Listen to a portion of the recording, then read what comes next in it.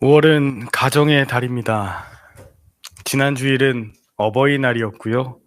오늘은 어버이 주일로 지키게 됩니다. 여러분들은 교회 올 때마다 누구를 그리워하시면서 오십니까? 사실 우리가 주님을 만나고 싶고 그리워서 나오는 것도 맞지만 사실 교회에 오시는 많은 분들 마음 가운데는 엄마가 그리워서 오시는 분들이 참 많습니다. 엄마를 통해서 주님을 만나고 엄마의 기도를 통해서 또 엄마의 그 찬양하던 그 자리가 그리워서 엄마의 따뜻한 그 사랑을 통해서 예수님의 사랑을 배웠기 때문에 예배당에 나오시는 분들 참 많으실 거예요. 우리가 5월을 맞이해서 아버지의 마음도 너무 중요하지만 사실 엄마의 마음을 좀 회복하는 교회가 되면 참 좋겠다는 마음이 들었습니다. 따뜻하고 품어주고 언제나 너그럽게 이해해주고 먹여주고 그것이 아닐 때는 또 단호하지만 우리 어머니의 마음이 느껴지는 그런 우리 열린 예배당이 되면 참 좋겠다 그런 마음을 갖고 오늘 말씀을 준비해 보았습니다. 여러분 5월에 어린이날이 있고 어린이 주일이 있었습니다. 그리고 오늘 어버이날과 어버이 주일을 함께 지키면서 이런 질문을 해보았습니다. 세상에서 말하는 그냥 어버이날과 어버이 주일은 무엇이 달라야 할까? 근본적으로는 세상 사람들이 이야기하는 그 어버이 효와 그리스도인이 이루는 가정 또 말하는 어버이 효는 무엇이 다른가 하는 질문이었어요. 물론 부모님을 잘 섬기고 효도하는 건 매우 중요한 일입니다.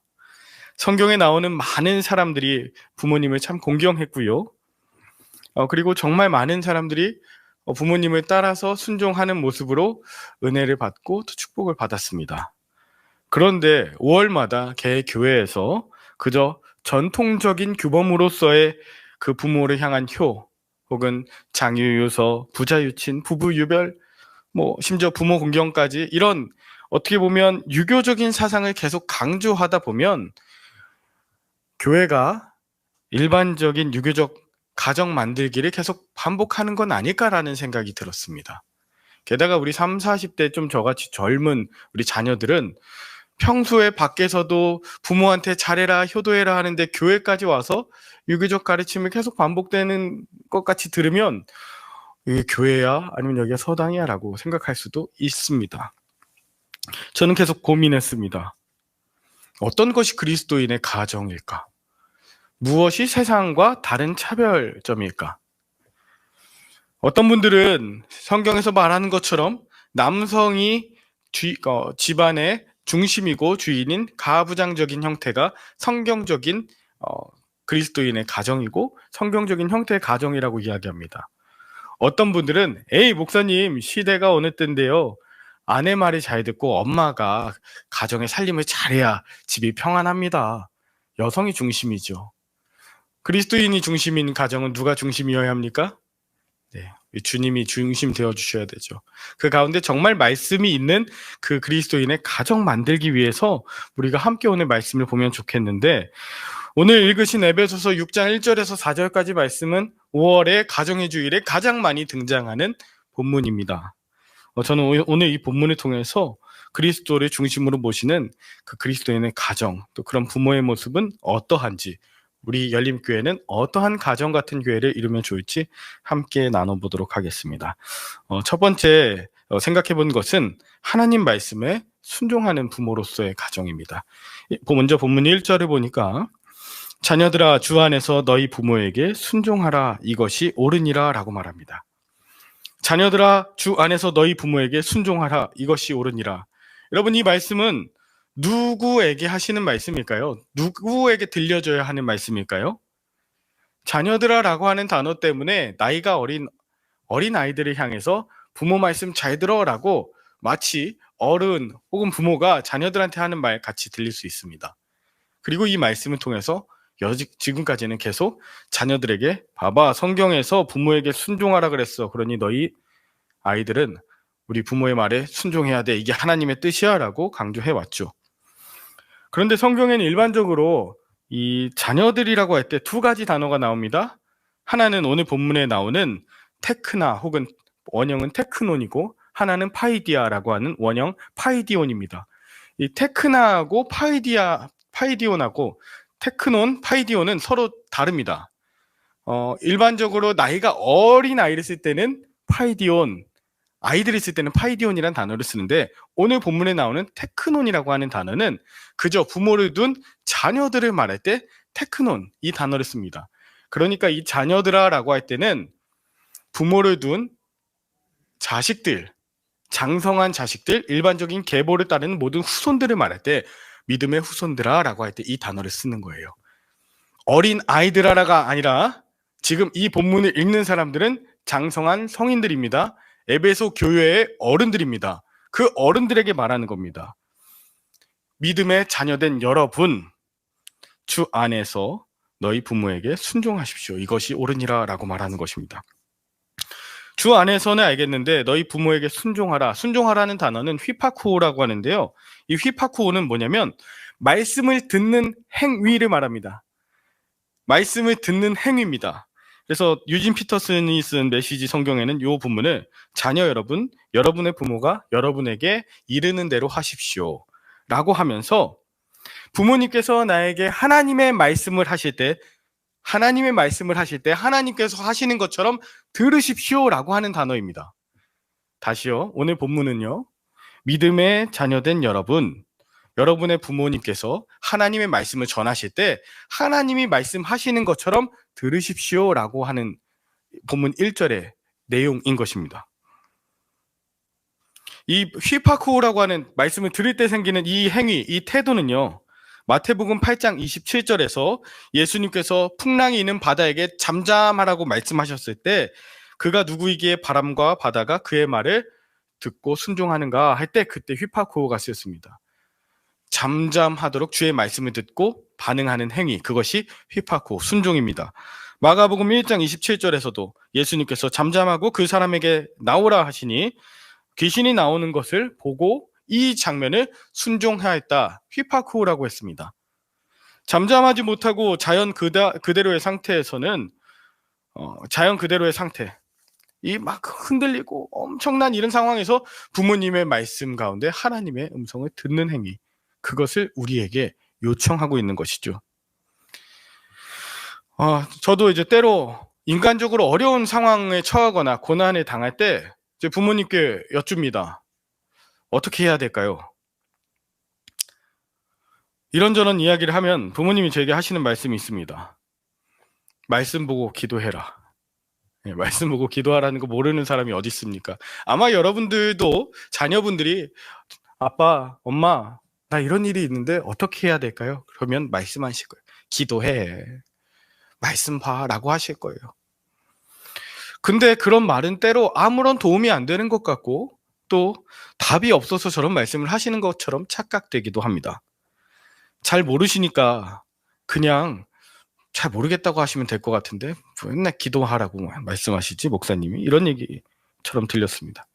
그런데 이걸 만약에 하나님이 하시는 말씀으로 듣고 정말 귀찮고 아닌 것 같아도 예배당에 나와서 기도하고 부모님이 하신 말씀이 하나님에게 내게 하신 말씀처럼 여기며 정말 말씀을 보고 그 가운데 하나님의 음성을 들을 때 그 어려움과 고민이었던 그 모든 문제와 홍해들이 갈라져 있는 것을 볼 때가 한두 번이 아니었습니다.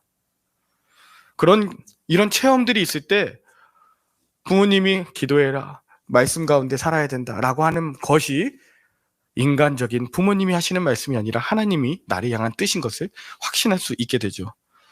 모세도요, 여호수아도, 다윗도 그 자녀들에게 하나님의 이 말씀을 듣고 행하라, 지켜라 라고 그렇게 말했어요. 그리고 그 자녀들은 그 말씀을 부모가 하는 것이 아니라 하나님의 뜻으로 받아서 기록했습니다. 여러분, 우리 자녀들에게 내가 하는 말이 하나님의 말씀이야 라고 하는 말이 아니고요. 여러분의 부모님 혹시 계시다면 혹은 부모님이 이 땅 가운데 살아계시지 않더라도 말씀을 보시면서 늘 하나님의 음성을 듣고자 하는 이 자세, 이 경청하고자 하는 이 휘파쿠오의 자세를 여러분들 꼭 가지시기 바랍니다. 여러분이 그 마음을 가지고 있을 때 여러분의 자녀들도 여러분의 말씀 가운데서 하나님의 음성을 듣게 될 것입니다. 두 번째는 오늘 서로를 존귀 여기라는 것인데요. 본문 2절에서 3절에 보면 내 아버지와 어머니를 공경하라. 이것은 약속이 있는 첫 계명이니 이로써 네가 잘되고 땅에서 창수하리라 말씀하십니다. 여기에서 공경하라고 하는 단어가 나오는데 이거는 티마오라고 해서 가치를 바로 잡는다. 가치를 흔들리지 않도록 굳게 한다라는 뜻입니다. 단어예요. 티마오. 부모님을 귀하게 여기고자 마음을 바로잡는 것을 공경하는 거라고 표현하는 겁니다. 이 티마오가 쓰인 본문을 찾아보니까 마가복음 7장에서는 이렇게 표현했습니다. 마가복음 7장 6절에서 7절에 이 백성이 입술로는 나를 공경하되 마음은 내게서 멀도다 라고 하면서 입술로는 아멘 아멘 하고 입술로는 공경한다고 이야기하지만 실제로는 하나님을 중심에 두지 않고 가치가 완전히 흔들려 버린 그들의 상황을 바리새인들에게 하시는 하나님의 예수 그리스도의 질책이었습니다. 반대로 하나님을 존귀히 여기고 공경할 때 자녀들이 부모를 존귀하게 여기게 된다. 가치를 바로 잡고 부모님을 귀하게 여긴다라는 뜻이 되기도 합니다. 이 무슨 말이냐면요. 제 주변에 보면 부모님과의 관계가 껄끄럽지 않은 그런 사람들이 많이 있습니다. 가부장적인 가정 환경에서 아버지가 나에게 한 한마디의 말 때문에 티마오, 부모님을 내 삶에 어떤 공경해야 될 중심으로 두지 않는 그런 분들도 보고요.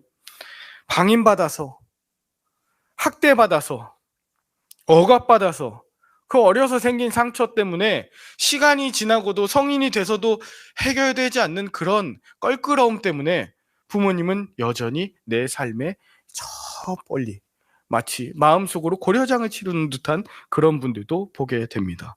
심지어 어떤 계기에서 부모님과의 관계를 완전히 끊어버린 사람도 보았습니다. 그런 분들 대부분 이렇게 말합니다. 나는 우리 부모님처럼 하지 않을 거야. 나는 우리 부모님처럼 되지 않을 거야. 그리고 자기 자식을 끔찍히 사랑합니다. 사랑한다고 말하고 사랑하는 것을 행동으로 표현합니다. 최고의 것을 주고자 합니다. 부모님한테 받지 못한 또 상처받은 것에 대한 보상심리라고 할까요? 자기 자녀를 끔찍하게 대하는데 너무나 안타까운 건 내가 부모님을 어떻게 티마오하는지 자녀들이 똑같이 본다는 것이죠. 내 부모가 거리가 먼데 내 자녀하고 거리만 가깝게 하려면 자녀들이 굉장히 부담스러워하고요.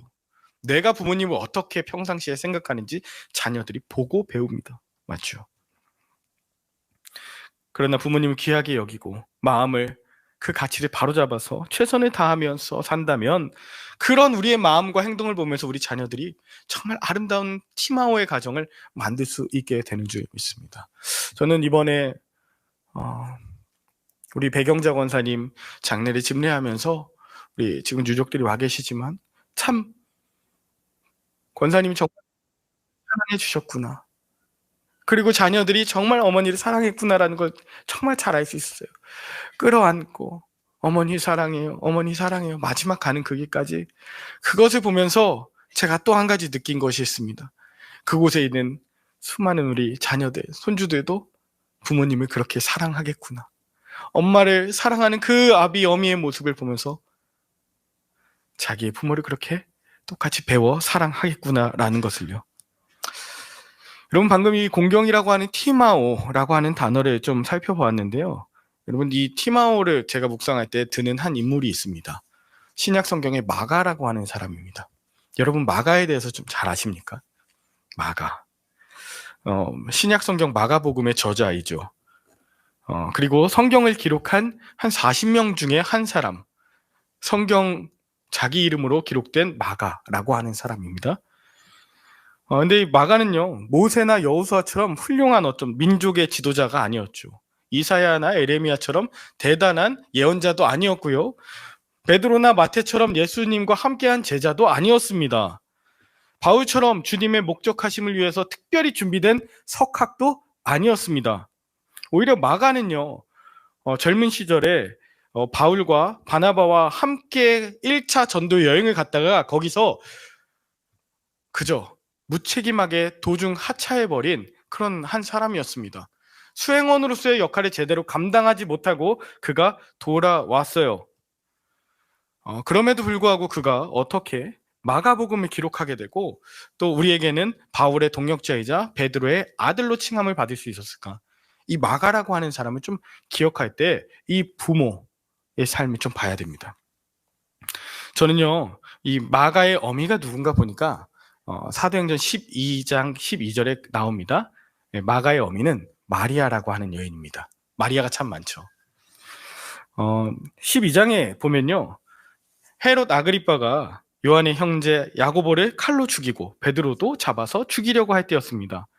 베드로가 잡혀가니까 이 성도들이 같이 기도하면서 이 베드로를 위해서 기도할 때 정말 천사를 통해서 베드로가 감옥에서 풀려났고 그가 자신이 기도하던, 항상 모여서 기도하던 곳으로 가는데요, 그곳을 사도행전 12장 12절에선 마가라 하는 요한의 어머니 마리아의 집이라고 표현했습니다.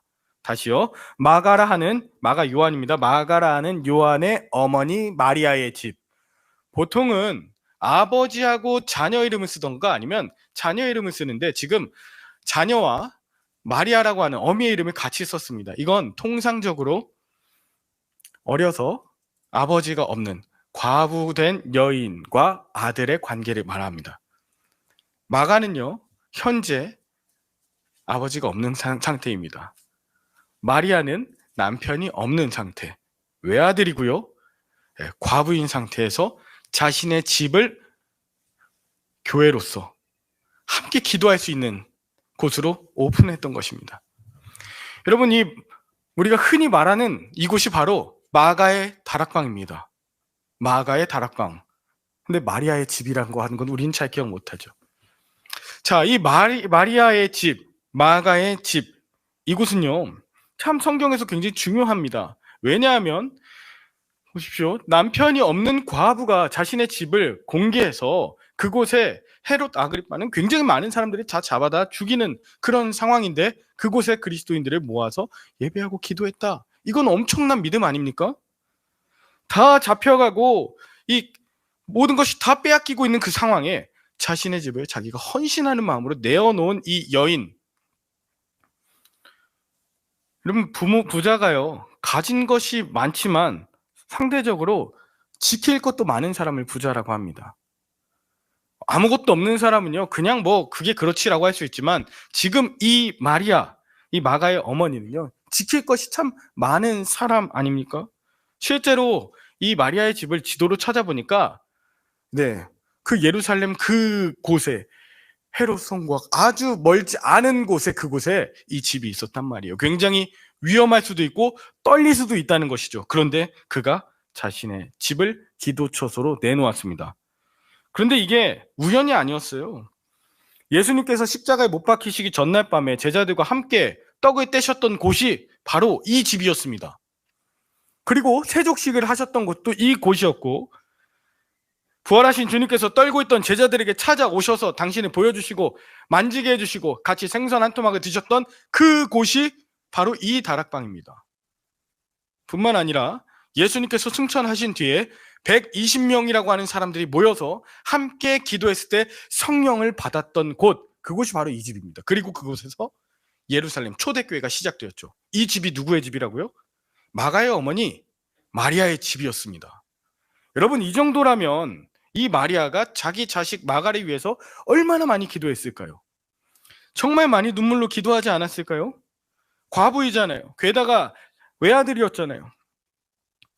자기 조카인 바나바와 함께 바울과 1차 전도여행을 하러 갈 때 얼마나 기뻤겠습니까? 하나님, 이제 내 기도를 들어주시는군요. 하나님, 우리 아들을 위해서 믿음의 계보가 이루어지는군요 라고 기도했겠죠. 그런데 말씀드렸듯이 무책임하게 마가가 그 책임 수행원으로서의 감당을 제대로 하지 않고 다시 도중하차해서 집으로 돌아왔을 때 마가를 설득해서 다시금 전도여행을 가도록 2차 전도여행을 보냈는데 이 일로 인해서 바나바와 마가가 다투지 않았습니까? 마가 때문에 바나바와 바울이 심히 다투어 피차 갈라졌을 때 이 어머니 마리아의 마음이 어땠을까요? 그런데 세월이 흘러서 초대교회 최고의 지도자라고 할 수 있는 사도 바울이 그를 다시 불러서 동역자로 삼고 베드로는 그를 자신의 양아들로 삼았습니다. 그때 이 모든 과정과 이 모든 상황을 함께 경험한 이 어머니 마리아의 마음은 어떠했을까요? 배경자 권사님 장례를 치르면서 마가의 어머니 마리아가 참 많이 생각이 났습니다. 자신의 자녀들을 위해서 그렇게 기도하고 등록까지 시키시고 오늘 함께 예배 드리고 계시는데요. 마가를 향한 그 마리아의 믿음, 그리고 그 아들 앞에서 변함없는 믿음의 본으로 살았던 그 마리아의 삶을 통해서 우리가 알고 있는 마가복음이 남겨지게 된 것입니다. 그리고 사도행전 12장의 배경은 헤롯 아그리빠, 예수님께서 십자가 처형하시고 최소 10년이 지난 10년도 더 된 이후의 사건. 다시 말하면 변함없이 그들은 여전히 모여서 신실하게 하나님을 예배하고 있었고 10년이 지난 그때에도 변함없는 마리아의 신앙으로서 그 집을 내어놓았다. 이것을 우리에게 보여주는 것이죠. 여러분, 만약에 마리아가 자신을 실망시킨 마가에 대해서 막 혼내고 그저 신세 한탄하면서 나는 남편 복도 없고 자식 복도 없고 나는 왜 이러는 거야 라고 그렇게 울면서 삶을 보냈다면 우리가 아는 마가복음은 없었겠죠. 그러나 한때 삐뚤어지는 것 같고 어긋나는 것 같은 그 자녀를 향한 끊임없는 기도, 끊임없는 사랑, 신실한 그 모습을 통해서 그 티마오를 통해서 마가가 있습니다. 서로를 귀하게 섬기는 마음으로 부모를 섬기시면서 믿음의 본을 보이시는 저와 여러분들 되시면 참 좋겠습니다. 마지막에 4절을 통해서 용서하고 화해하라는 것을 좀 보게 되는데요. 4절에 또 아비들아 너희 자녀를 노엽게 하지 말고 주의 교훈과 훈계로 양육하라 라고 합니다.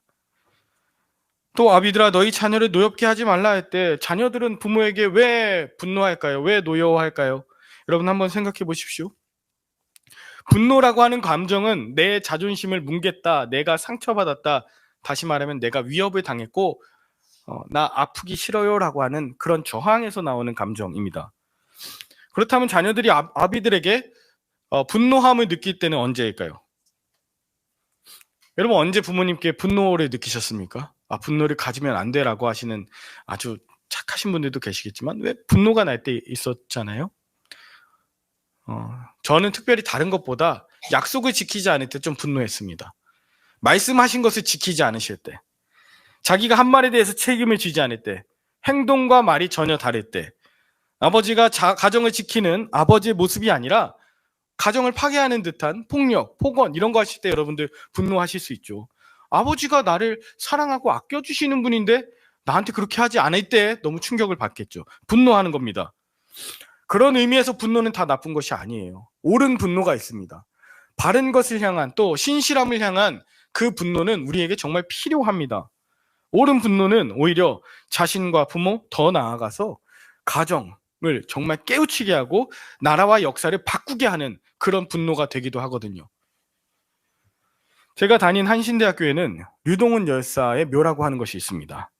이 류동훈 열사는요 80년 광주에서 민주화 운동에 참여하셨다가 돌아가신 우리 선배님이신데 보니까 61년 경북 포항에서 태어나셔서 71년 목회자이신 아버지를 따라서 광주로 이사 오게 되셨습니다.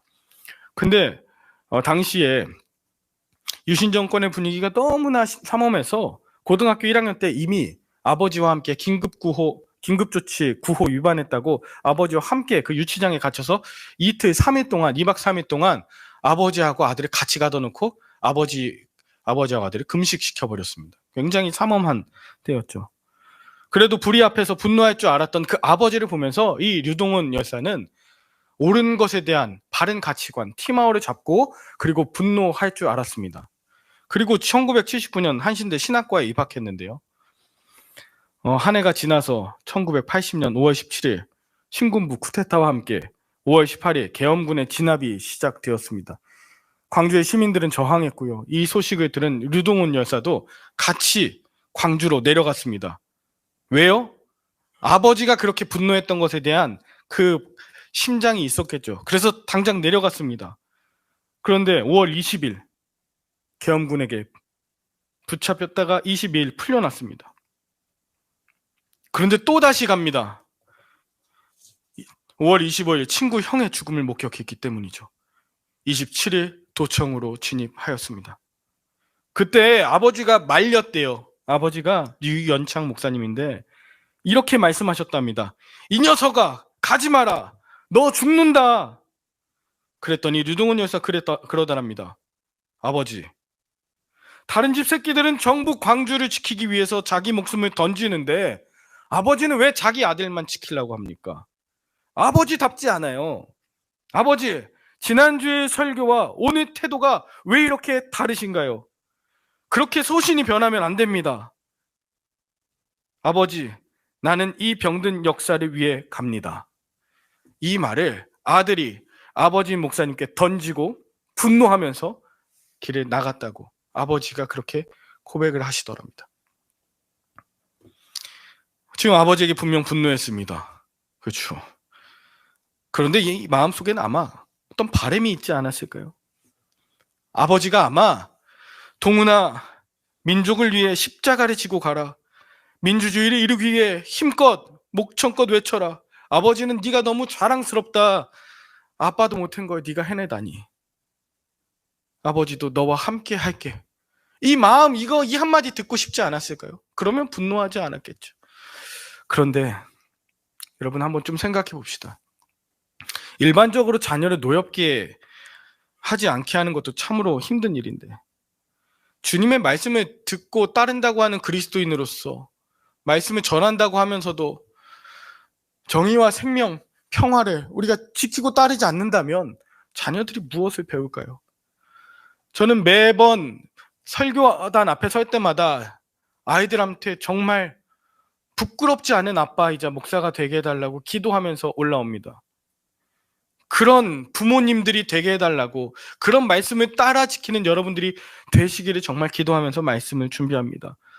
공평과 정의가 다스리는 하나님의 나라에 대한 열망과 실천이 빠진 부활, 그것에 대한 옳은 분노를 하는 것을 보면서 분노하지 말아라, 너 화내지 말아라, 잠잠하고 있어라, 그냥 가만히 숨죽이고 있어라 라고 하는 것은 오히려 하나님 나라를 온전히 살아가는 자세가 아닐 뿐만 아니라 성경이 말하는 부활 정신도 아니라는 것이죠. 오히려 부모님을 통해서 하나님 말씀과 정말 반대되는 말씀과 행동이 다른 어떤 모습을 보면 때로 부모님에게 강하게 이야기하실 수도 있어야 됩니다. 제가 목회자라도요, 제가 만약에 다른 짓 하거나 이상한 짓 하면 여러분들 분노하시면서 말씀해 주실 수 있어야 합니다.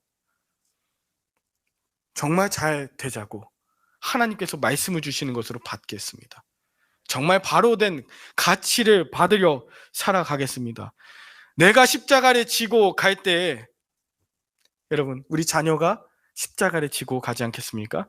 내가 정의롭게 정직하게 행동할 때 우리 자녀가 불의하고 불법을 행할 때 우리 부모님 그렇게 하지 않았는데 라고 정말 그런 일들을 행하지 않지 않겠습니까?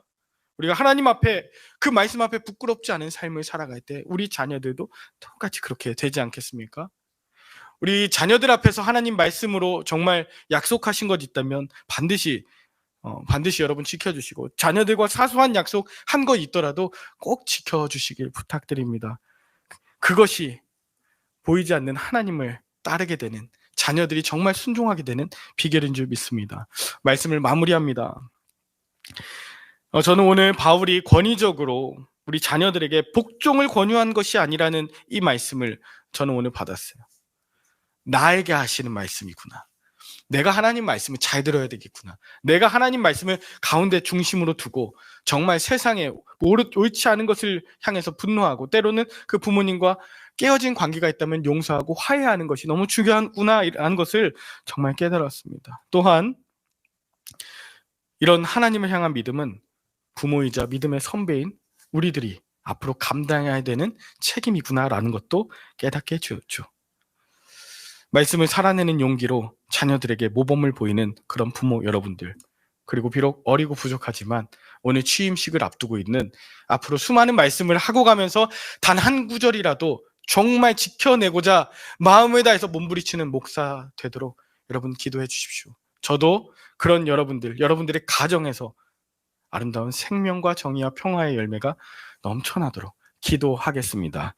그런 저와 여러분들의 한날 되시길, 그런 어머니를 기억하시는 유족들 되시길, 그런 저와 여러분들 되시길 마음 다해 축원합니다. 함께 기도하겠습니다.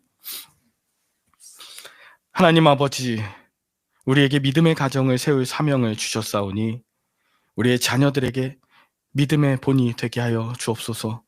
늘 말씀 보고 성령 안에서 기도하며 성도들을 위해 깨어 간구하기를 게을리하지 않게 하여 주옵소서. 특별히 나라와 민족을 위해서 기도하며 말씀으로 우리가 행하되, 특별히 불의하고 불법 앞에서 옳은 분노와 또 깨어진 것을 회복시키고자 하는 예수의 심장을 갖게 하여 주옵소서. 그래서 우리들의 자녀가 우리의 신앙을 통해 아름다운 마가복음을 써내려가는 은혜의 통로가 되길 원합니다. 나를 통하여, 부족한 정진용 목사를 통하여, 또 우리 가정을 통하여, 열림교회를 통하여 주의 거룩한 구원 역사를 써내려가 주시옵소서. 감사를 드리며 예수님의 이름으로 기도 올리옵나이다. 아멘.